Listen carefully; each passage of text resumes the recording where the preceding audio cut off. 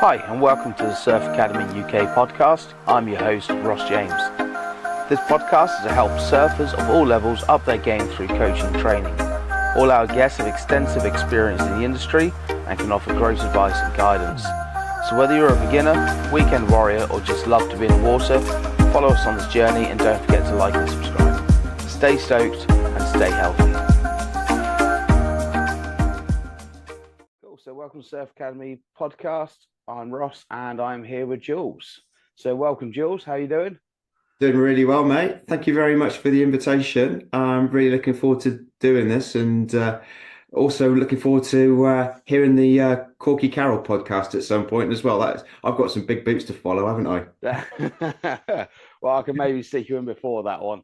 But yeah, mate, that'd be a really good idea. Yeah, definitely build up. Yeah. Amazing. Well, yeah, it was good fun. And yeah, it's just such an honor to have someone of that level. Like, you just wouldn't expect it. Oh, Yeah, cool. Well, yeah, take it away. Just give us a little bit about yourself. My name's Jools Parsons. Recently turned 59 years of age, so now into the realms of being an aging surfer. Actually not been surfing, stand-up surfing for that long, maybe 25 years odd. And I started sort of in the late 1990s. But before then, I was a belly boarder. So I belly boarded since I was like 5 years of age. So I was chatting to my dad about this. He reckons like the first time I caught waves was probably about 1970 when I was like 4 or 5 years of age. And my dad had actually started belly boarding in Newquay in the mid 1930s. I've got this great photograph of him somewhere with a lilo, a Oh, surf mat. nice. There was a lilo back in the day and a wooden belly board. So we're into four generations of surfers in the family now. So it's been in the blood for a long time. That's So amazing. love it, totally obsessed, absolutely live.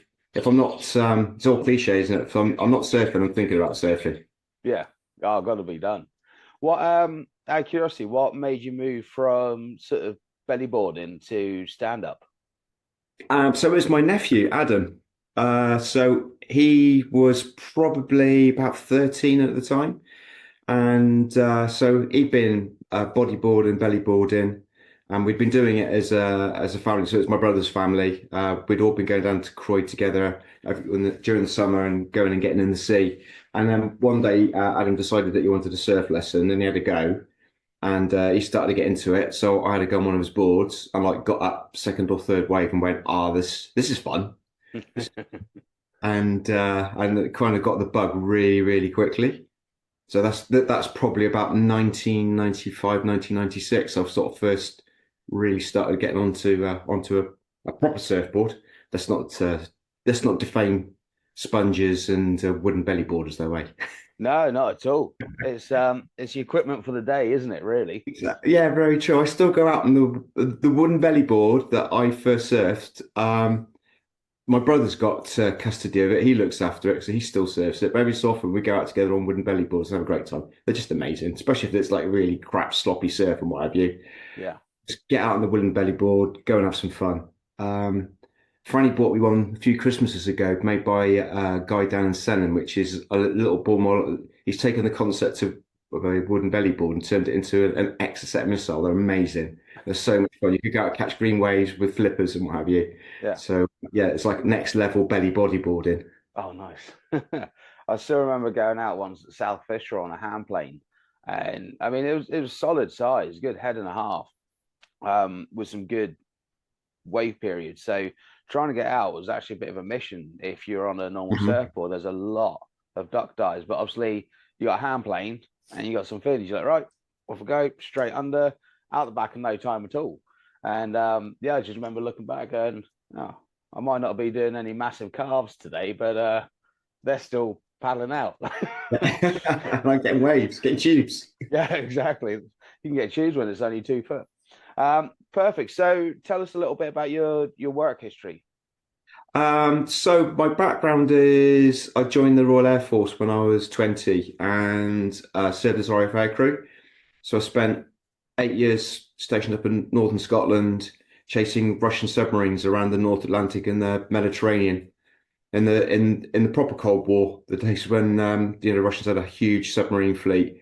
Mm. Yeah, we were busy tracking them under the ice caps, and yeah, a fascinating job. Absolutely loved it. So did 1,000 hours flying on Nimrods. See, surfing's always just Yeah, there it is. like we did 1,000 hours on Nimrods, doing lots of sneaky beaky stuff as well, and it was fascinating. And then when the defence cuts came back in the sort of the late 80s, early 90s, the Nimrod fleet got pretty much disbanded and I had to go and find a new job. And I stumbled into the fire service. The reason I joined the fire service, after having no aspirations ever to be a firefighter, was purely because they were the first people to offer me a job. It was Nice. for fire and rescue, and that's how I joined the fire service. And then spent the next 25 years in the fire service, having an absolutely amazing time, amazing career. Did all sorts of. You can have so many careers and side careers in the fire service. So I was a sort of firefighter on station for like 5 or 6 years, then became a technical fire safety officer.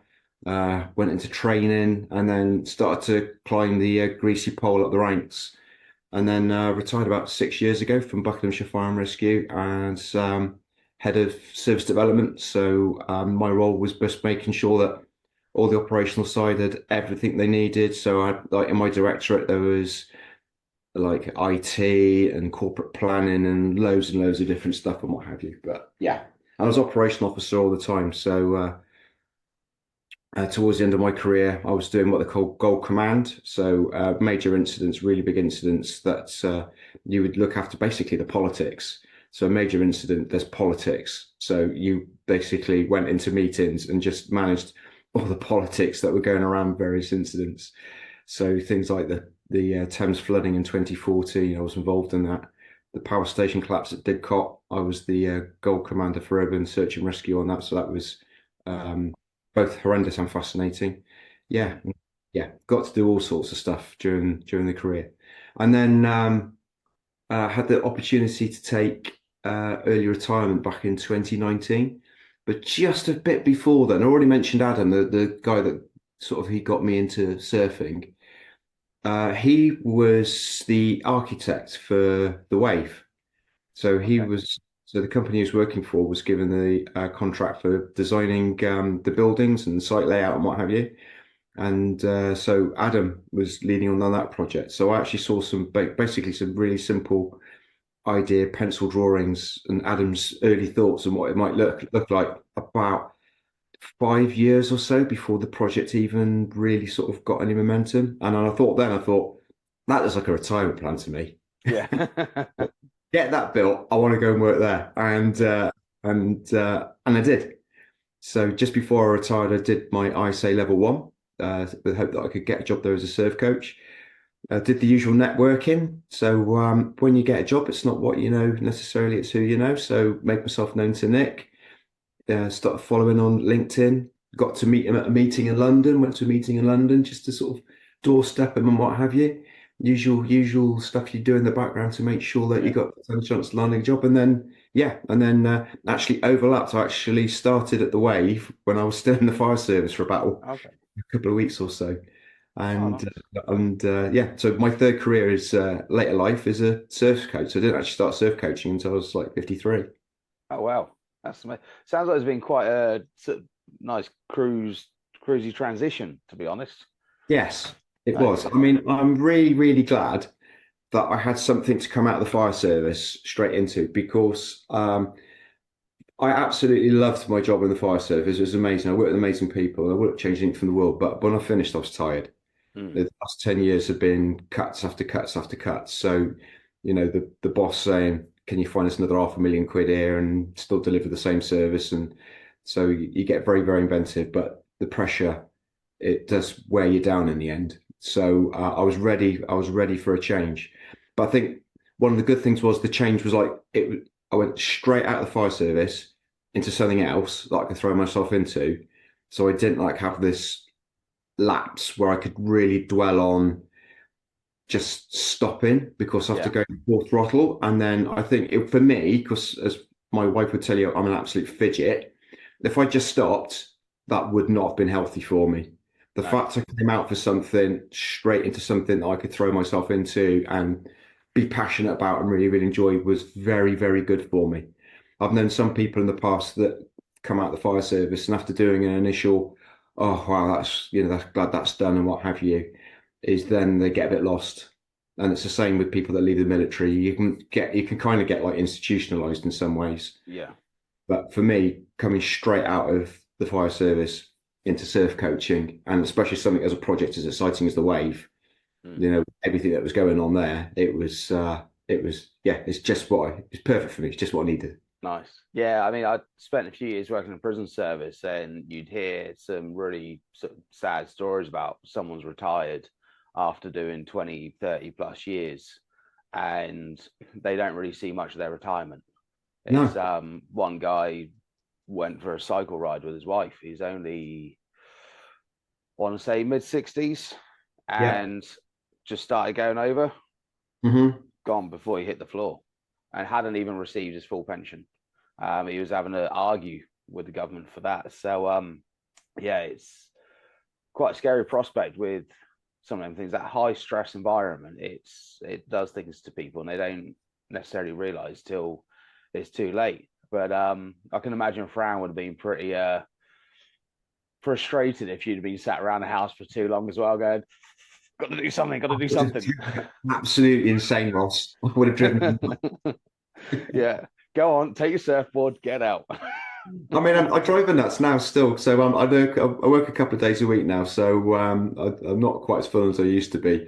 So she'll tell you that every day I wake up and I'm like, oh, what are we going to do today? And she's like, we just like chill. I know, let's go do something. I just cannot sit still. No, that's it. Well, I mean, but then to be honest, I think that's going to take us on to the next subject. Quite nice is obviously all those jobs you've had are all high energy. Like you need to have a decent level of fitness for that.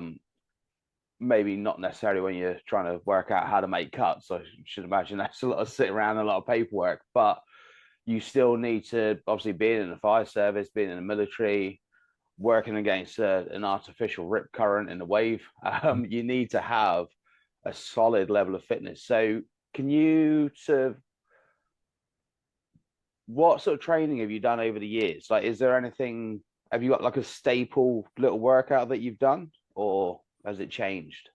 Oh, it's definitely evolved as the years have gone by. So I think the main thing I've always done is run, and I got the running bug through my sister and my brother. They were both runners, quite a lot older than me actually. My sister's 16 years older than me. My brother's 11 years older than me, and they were always out running when I was a little kid and what have you. So that kind of got me in the like that normalizing certain things. It's like I see my brother and my sister run, go, okay, that's what you do, go out and run. So for me, running as a kid was a fairly normal thing to do. So I've always run. The funny that you were saying about when I think back to the fire service, I used to do a lot of running, and I try and get out, maybe run every day. Had a little, we also had a dog, and so take the dog out for a run every day. I felt I always did my best thinking when I was running. Mm. Just think through a problem, and you have that complete sort of, because running's quite meditative, and you can empty your mind, and ideas would just pop in. So I always used to do my best thinking when I was running. Nice. But so yeah, I think my main thing was running. I've always enjoyed running. Still love running now. I'm aching like mad today because I had a lovely run yesterday. Training for a 9 mile race on this coming Sunday. So I did 11 yesterday in the Cotswolds where I live, and aching a bit today. Yeah, I can imagine. Yeah, so I love my running. The kind of the thing that's evolved is what's happened around that, particularly since I started surfing. So when I think like to my first 15 years or so of surfing, I was running and then maybe doing some bits of weights here and there and what have you. But what I've found is as I've got older, is I've had to think more specifically about what do I need to do for fitness wise to enable me to surf into later life. So what's kind of evolved into my surfing is a lot less weight work. So I don't really use weights to keep strong. I use my own body weight as opposed to lifting heavy weights. How I use the weights has changed as well. So, when you see the guys and girls in the gym, heavy weights, banging out loads and loads of reps, I've started to use fewer and fewer reps, so making sure I'm using my muscles to the full extent, their full range. So everything now for me is about not can I do 30 reps of 15K dumbbell or something. It's about can I do 5 or 6 slow reps, making sure I do full range of movement. So really what I'm trying to do is make sure that I've got smaller, strong, healthy muscles. What I don't want is big show muscle with doesn't have the flexibility. So that's one of the things that's definitely changed. The one thing that also has probably changed in the last 10 years or so, and I find in some respects the hardest thing to keep going, is stretching. Yeah.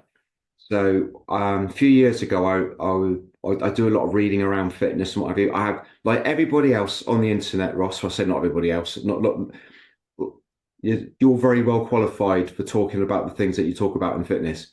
I am not. So I read and podcasts and I take up look for bits and pieces and what have you. One of the things I picked up on a few years ago, I can't remember exactly where it was what happens to your your muscle elasticity once you get past 40 is it very, very quickly drops off.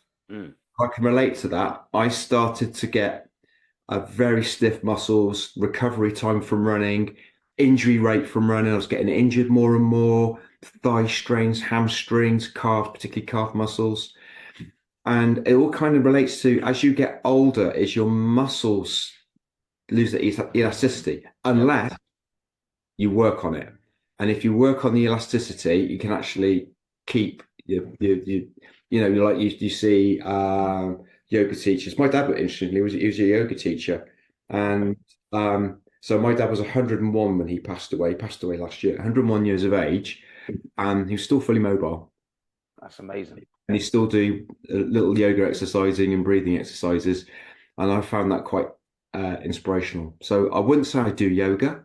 I do hybrids of little bits of yoga exercise and some stretching exercises and what have you, just to keep my mobility rounded. I've started to introduce some stuff from jiu-jitsu as well. And what I like to do, I get bored easy. So if I had the same routine I did every single day, I'd last about a week. Yeah.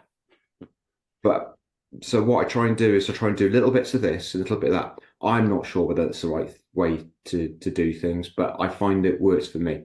So my injury rate started once I started to stretch, my injury rate through running started to drop off markedly. The calf strain started to go away. The plantar fasciitis, all that sort of stuff that you get runner's knee, all the things you get if you're doing long distances, which I have been, that started to drop off. That's it. And like you say, that and this goes into like generic programs, which they have their place. And if you're starting off, some exercise is better than no exercise. Like that's definite. But you'll find that, like you say, if you've got the same thing day in, day out, it's tedious, it's monotonous. Some people can do that. They're very good at going, this is what I'm doing today. And if that's the same as what they've done for the last 365 days, great.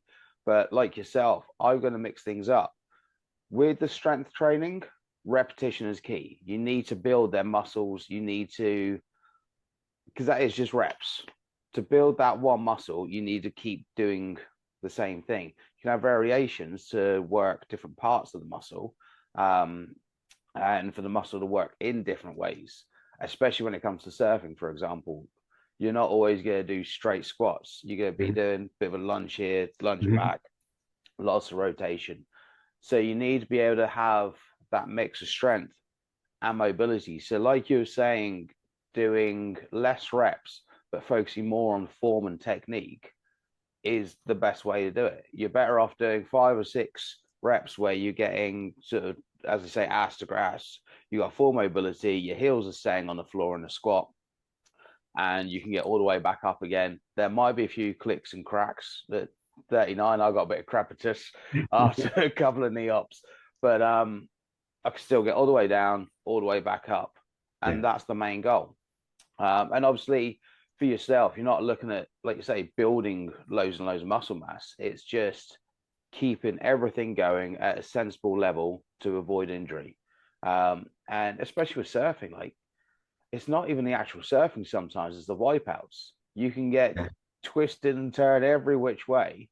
And not everyone's able to go, okay, take me, I'll pop up when I pop up. A lot of people panic, so they tighten up and they get really stressed. And then your muscles tight, that's when the injury is going to occur. So if you can just go, whatever, I'll be up in a minute. Worst case, I'll grab my leash and pull up. You're relaxed. So That's a having really that, good point about the flexibility for wipeouts, because I was having this conversation actually with someone the other day. I was chatting to one of the guys who worked that they were out at Surf and Rest Bay, and it was a good size. It wasn't massive, but it was a good size. And I took off on one of those where it just goes, "I've got you now, mate," and it just throws you into the pit, explodes on top of you, and I got a good rolling over. And that was I thought I'm glad I stay flexible, because I would have been injured. But I always yeah. remember getting wiped out in Morocco a few years ago, and I kicked myself in the back of the head. Oh, That's how intense the yeah, wipeout was. I remember feeling my feet hit myself in the back of the head. So I thought, well, I'm glad I'm flexible, because no, I can do that. And if I wasn't flexible, that probably would have snapped my oh spine. yeah, Certainly would have, done rib muscles and ab muscles, what have you. But that's yeah, it. but you're dead right. And particularly again, as you're getting older, keeping flexible. I think I probably do more flexibility work now than I do running or cycling or strength work. I probably do something every day. Sometimes it will be I'll do like 20 minutes, half an hour, just in front of the telly. I'll do some long stretches, long hold stretches, because that's another thing about stretching we're going to chat about in a minute, is when and how long for. But also just silly little stretches, like just doing a squat while you put the Yeah, kettle on. Or just do a squat, just see how long I can hold the squat for.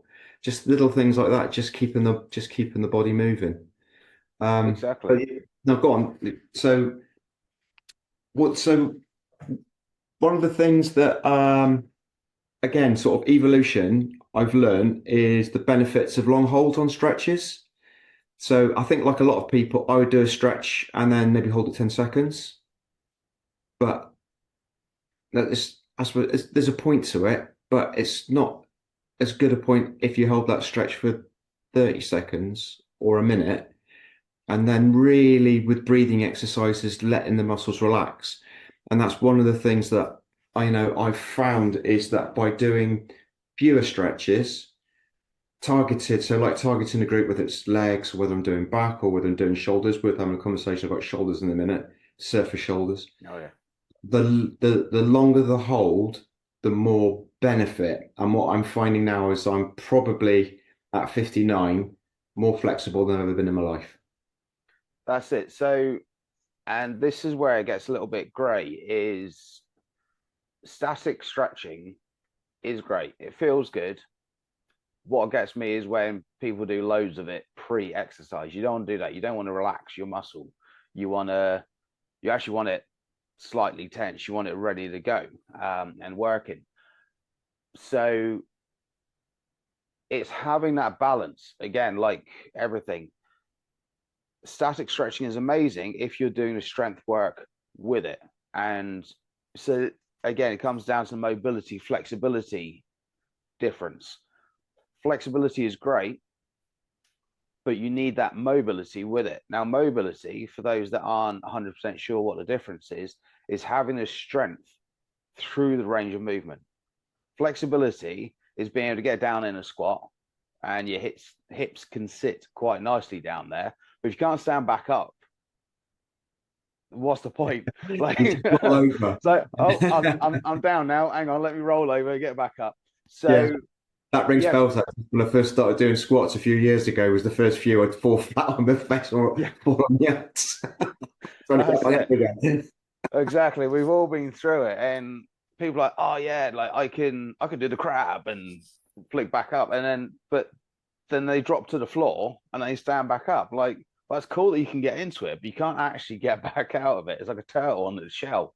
Um, so having that bit of strength training, which you do, body weight strength is fine. It's being able to get back out that movement. So in relating it to surfing, if you, and I'm sure we've all done it, we've come off the bottom, we're aiming up towards the lip, and you've got to drive off that lip, especially if somewhere like Morocco, you've got a bit of punch behind it. You've got a nice, strong, like 15-second wave period. That lip's going to throw a bit of power at you. So if all you're doing is being flexible, that ball's going to come up. You're going to look like a little xylophone, accordion, and then boom, you're off because you haven't got that strength. You've been nice and flexible to compress, but if you can't push against the lip, you're off. Your wave's over. And if you're really unfortunate and you caught the first wave of the set, you got a lot of paddling to do because you got a whole bunch on the lineup. So having the strength at the base of the movement is where the benefits come in, because you come up to the top, lip pushes, you push against it, get your carve in, nice big old plume of spray comes out of the back. You feel like Geordie Smith and you're having a great time. And then you drop back down and you do it again and again and again until your legs go like jelly and you kick out and you paddle back up and do another one.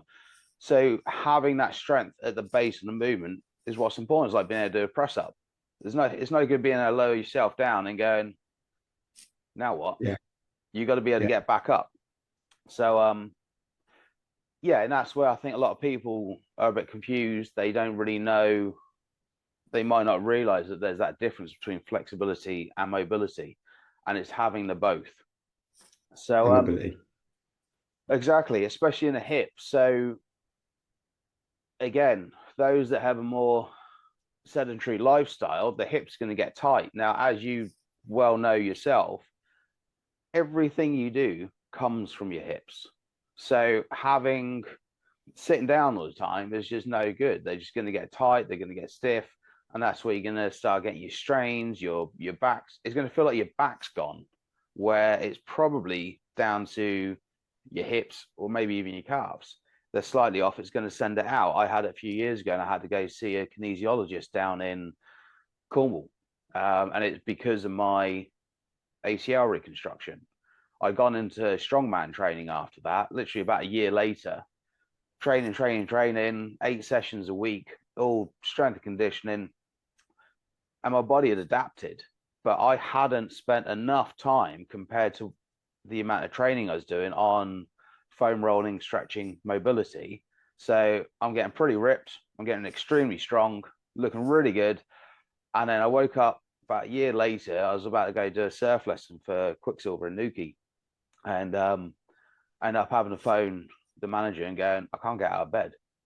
Like, this was about 2015. So yeah, I'd have been not quite 30 and I'm letting a bit going, oh, my back's gone.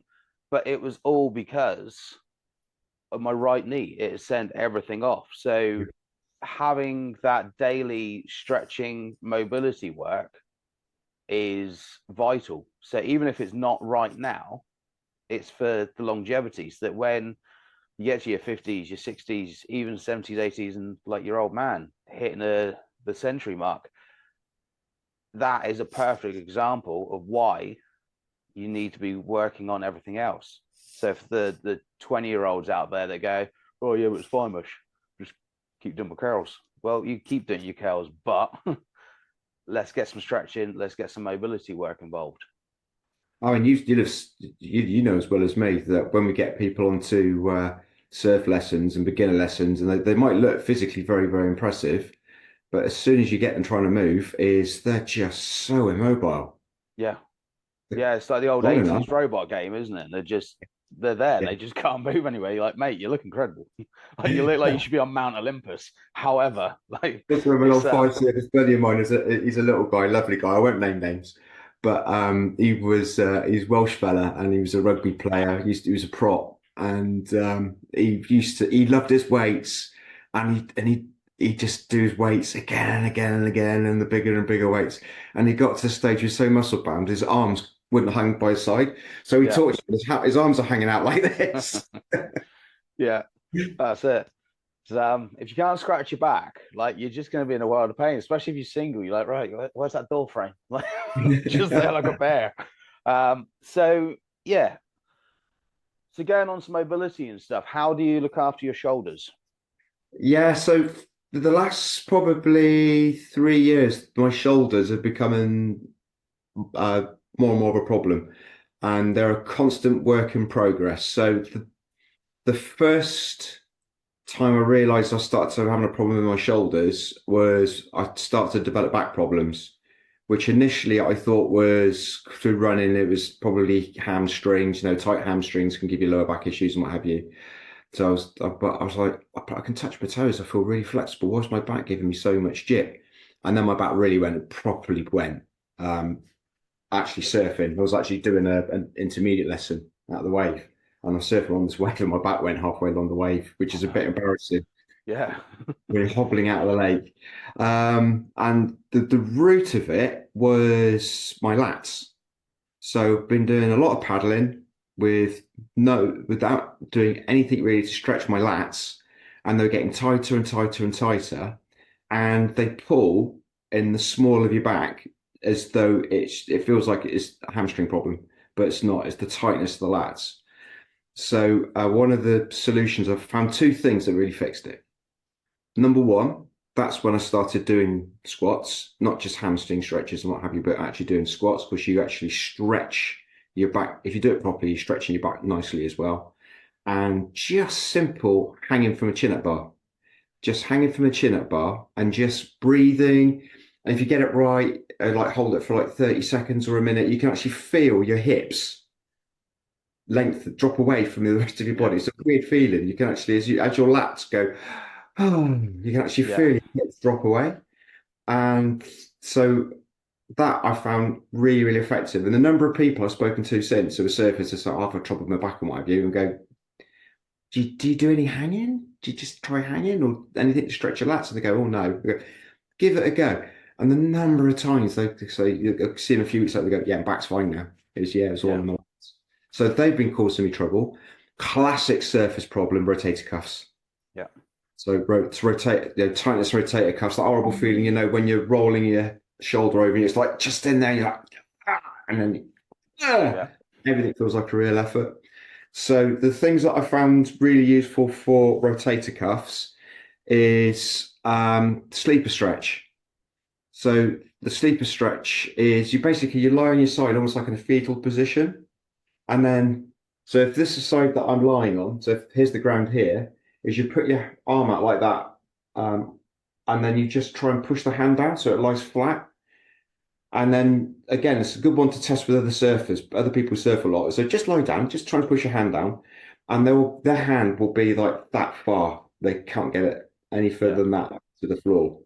And it's just because the amount of tightness that you have in the rotator cuff muscles.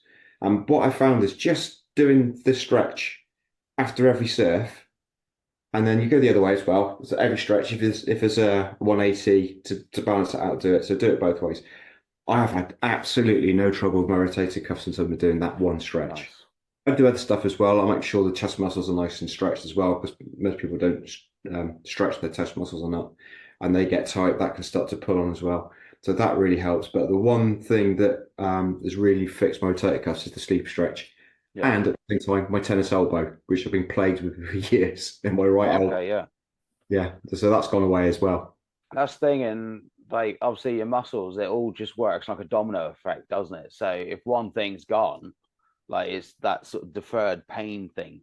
Um, and yeah, by keeping a nice daily routine, getting a little tennis ball, like standing in the doorway, stretching out your pec, or getting a tennis ball or golf ball, getting it in there, it all helps. I mean, you'll probably remember when I was working with you at the Wave, that the grid for the electrical tray above surf ops Yeah, yeah, forever. How it yeah, stayed up, I don't know, but forever hanging off that thing, and I miss having something like that there every day. I mean, yeah. I've moved back home for a bit, so I've got a pull-up bar in the garden. it's not 4 pull-ups. It's literally just to hang off and go, oh, that feels good. Until Benji comes and thinks I'm out there to play ball with him. So yeah, we get interrupted. But yeah, okay, so that's amazing. Let's move on to a little bit about diet, because we've already smashed the half-hour mark. I knew this one would not be a quick chat. So what do you do in terms of nutrition? Because as most people know, you are what you eat. You need to keep on top of it. Hydration, good food. Fine, by all means, have a treat, but that doesn't have to be every day. So what does an average sort of a meal look like for you? Just roll it back a bit to where my inspiration came from improving my eating, Yeah. because early 30s, I was 2.5 stone heavier than I am now because I used to eat like a child. So I started to improve my eating habits, but my eating habits were still not brilliant until maybe 3 or 4 years ago. And two bits of two audiobooks I listened to. One was Rich Roll. I don't know if you come across Rich Roll. He was an American lawyer, Mm. nearly ate and drank himself into an early grave. And then in the space of a couple of years, when he was in his 40s, he turned himself into one of America's elite ultra endurance athletes. And his book is well worth a listen. But he talks a lot about you can't outtrain a bad diet. And Yeah. he's right. The other one was a series of books by a guy called Dr. Michael Greger, again, an ex-World Health Organization advisor. He wrote a book called How Not to Die, How Not to Diet, and it's all about how you can use nutrition to improve your health and life expectancy. So not just living longer, but living longer well. Yeah. But the sort of things that I picked up from that is the more whole food that you eat, the better. So the further a foodstuff is from its natural form, the worse it's going to be for you. So as a result, I tried veganism for a bit. Didn't really work for me, if I'm honest, Ross, because cheese, mate, cheese. Yeah. So I've not ate meat for years. So I have a little bit of seafood now and again. Maybe once a week I'll have a little bit of seafood, but mainly so like a typical food regime for me, breakfast wise, be a smoothie, so a lot of fruit, kale or spinach. So making sure I'm getting lots of iron in the diet, iron and vitamin C together, vitamin K together, that get into your system really, really well. So porridge as well, really good for reducing the cholesterol because I'm still eating cheese, so I've got to think about the cholesterol. Um, Yogurt, prunes, granolas, sort of, but the lower sugar granolas, because you can get granolas which, on the face of it, are full of nuts and whole grains that are really good, and then you read more carefully the amount of sugar that's in it. So you have to be careful about the amount of sugar that's in there. So my breakfast is very much orientated around whole grains, fruit, and getting iron into my system. So meal times. I like my fruits, I like my bananas. So I try not to go for sandwiches. So if I want something like a sandwich was, then a wrap I prefer. Um, but I'm not massive lunch eater, but it tends to be more of a snack for me.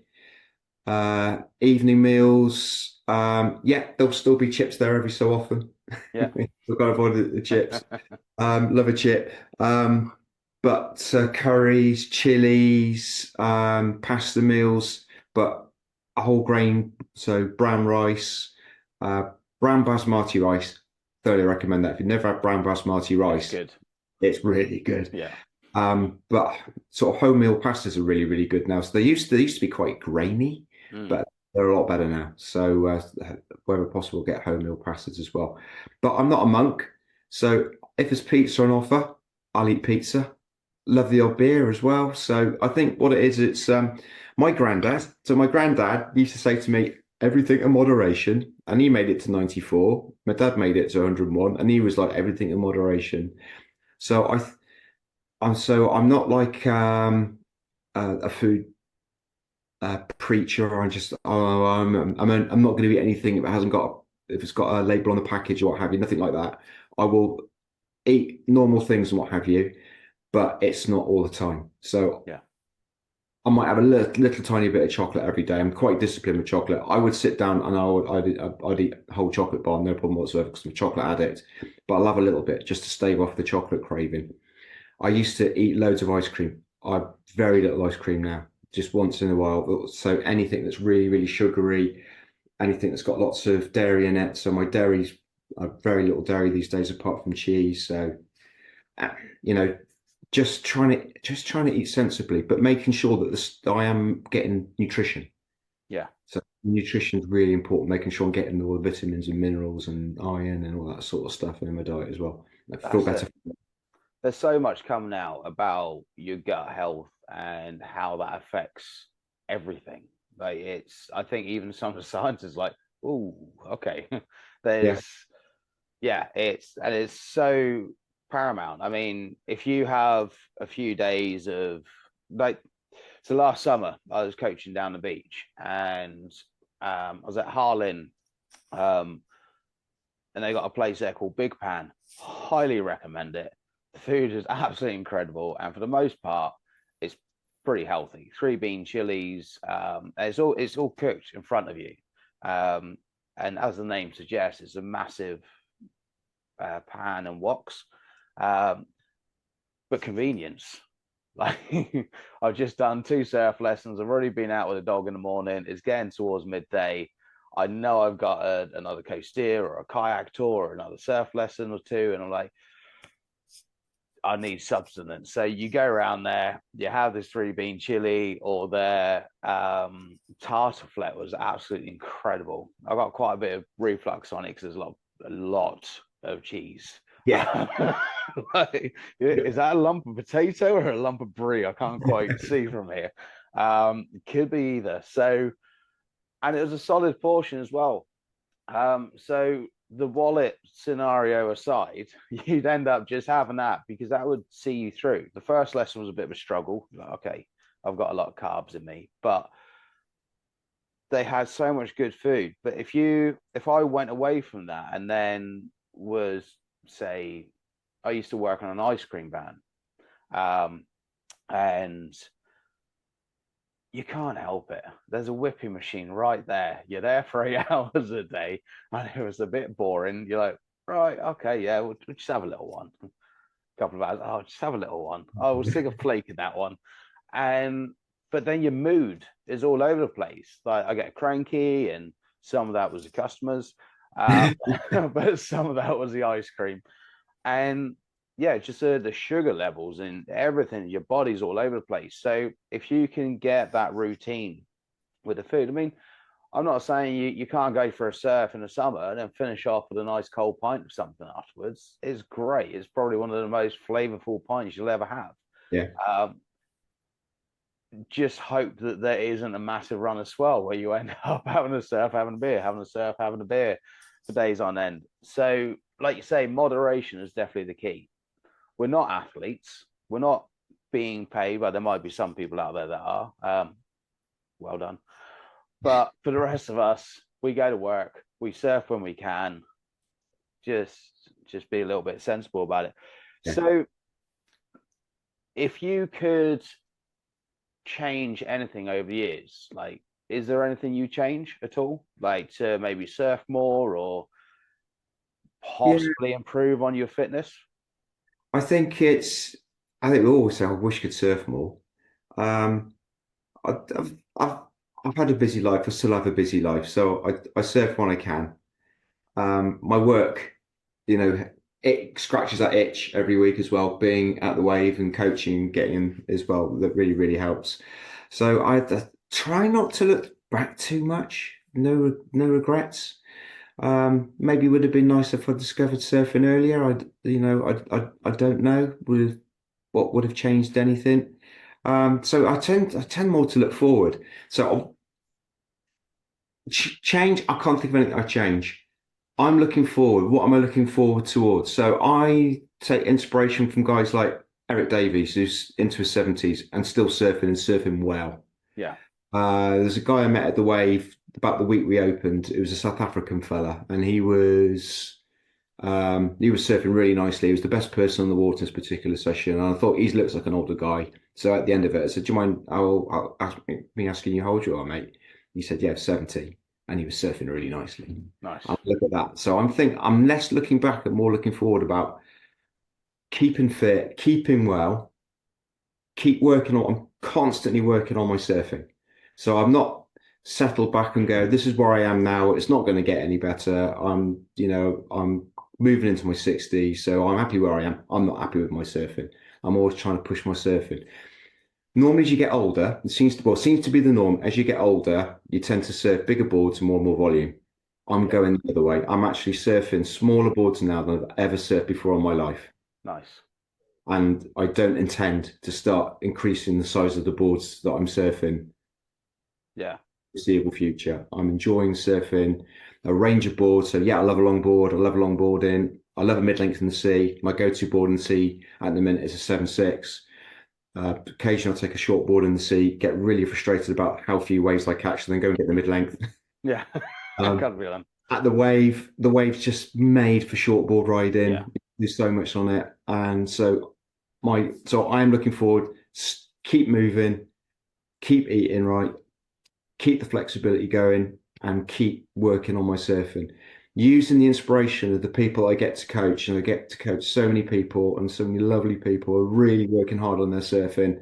And I find that quite inspirational that I'm going to work hard on my surfing as well. I'm going to practice what I preach. That's it.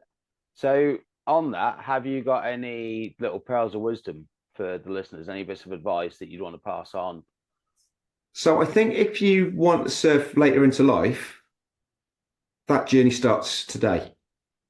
So whether you're 20, 30, 40, 50, just getting into surfing, because I'm meeting some people, particularly the way we get people that are learning to surf into their 50s and they're coming through our various sessions and what have you, is that journey starts now, but it starts with looking after yourself and Mm. preparing your body for the future.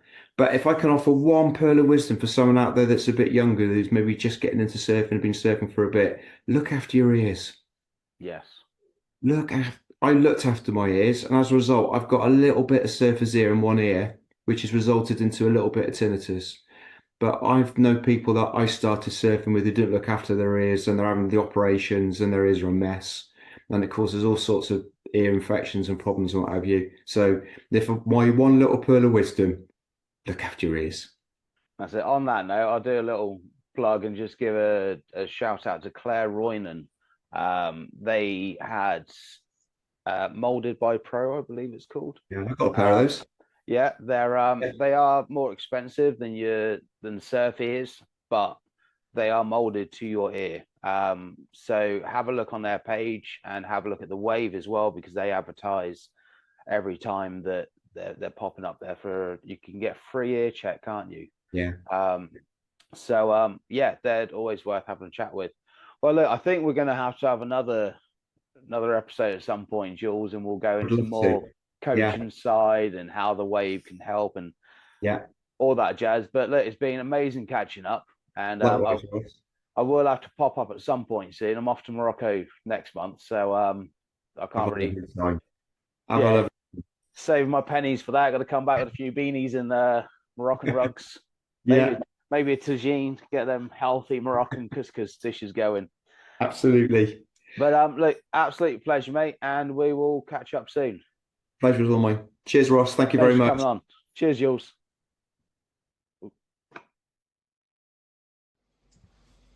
Hi, I really hope you enjoyed that podcast. If you're interested in anything the guest has to say today, then please have a look in the description for their links.